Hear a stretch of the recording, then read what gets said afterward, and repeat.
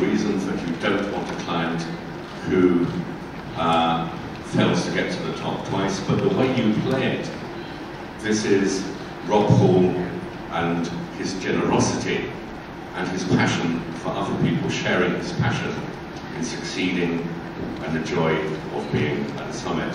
Is that true? Would you agree with me? Yeah, I would. I mean, that moment had a lot of different things. Yeah, and you put a lot of them in before you shoot, because I always knew that was a very crucial moment, both for Rob and for Doug, and it was one of those moments nobody ever saw, you know, neither here and there,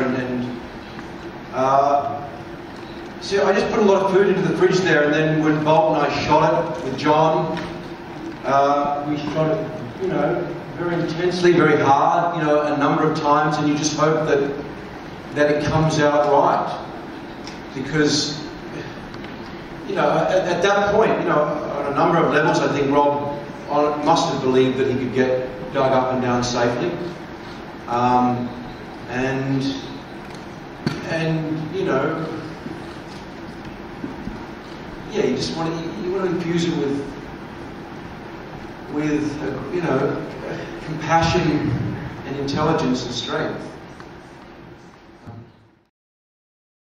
I think, first of all, the more you draw from reality, the more likely you get reality. And also, if you start, I'm real lucky to be able to start the film on this process and then add to it, so you always have something to judge from and create and pull back to reality instead of, you know, creating an imaginary reality. I also wanted the actors to draw from nature. I wasn't looking out for flamboyant characters that you know, villains and kind of characters that are strongly drawn that way, like we have in a lot of Hollywood scripts. I wanted to make it intimate as an indie film, basically, and then as epic as a blockbuster at the same time. So the vistas, you know, will be, you know, on a blockbuster level, but really the intimacy of the acting, you know, need to be very, very, how do you say, like subdued or not flamboyant at all.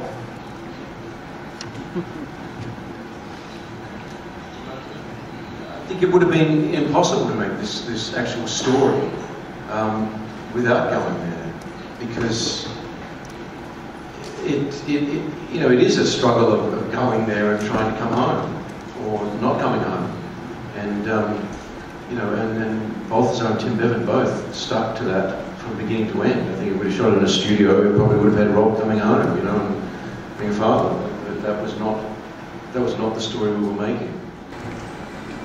Yeah, absolutely. I actually kind of was drawn to the mountain the closer I got to it. I have to admit that.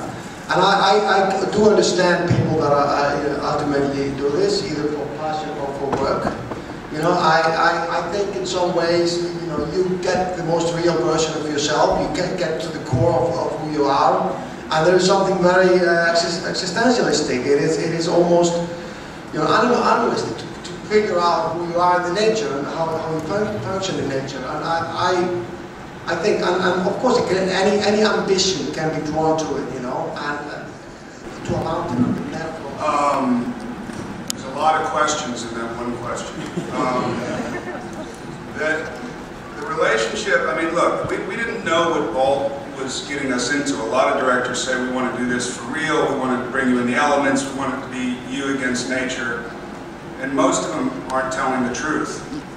And then you get up there and it's warm and you have a trailer somewhere and, you know, everything is pretty cush. So we could never, I mean, we are simulating this experience. We're not living this experience. You know, this is not, we're not actually climbing Everest. If we do a movie about a plane crash, we're not going to crash the plane, otherwise there's no movie.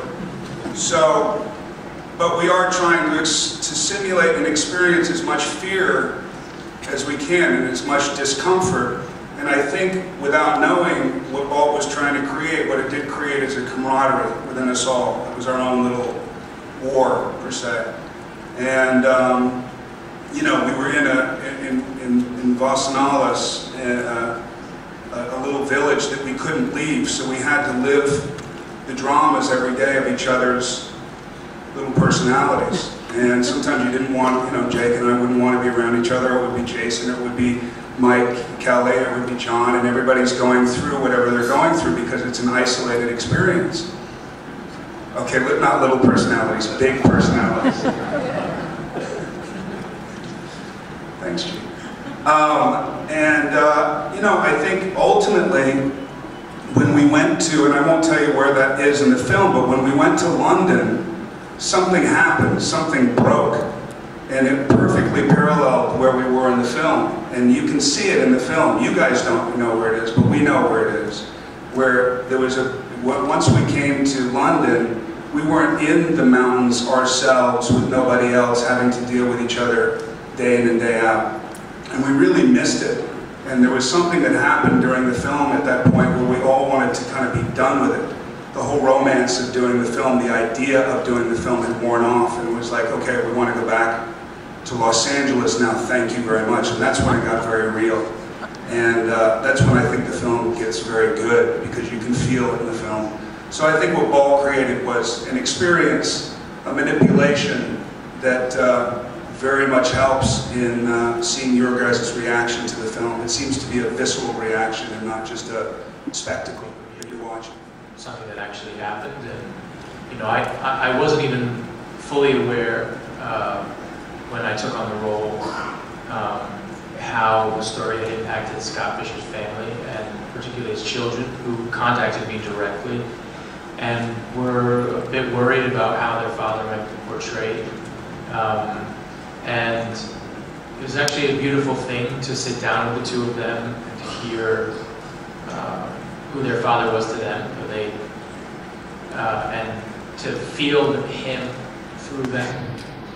And I think that ended up being, I think, my responsibility to try and find the aspect of him, an energy, and put that through character, not the specifics, not the idiosyncrasies per se, though we did try and collect them through listening to tapes and watching video, but ultimately it was the essence that was most important, and that was what Paul always talked about, was the essence of that expedition, was the essence of everybody on it, and the details would be our own. When I say the movie is verbatim, give or take a few scenes of what happened on the mountain, so we didn't make it up. She's not a conception. And I love that, you know, that's the kind of thing that I love doing. I'm sure that in other kinds of movies, you know, it's very different, and I can't speak for all women, but I feel very fortunate to have had a lot of interesting things come my way.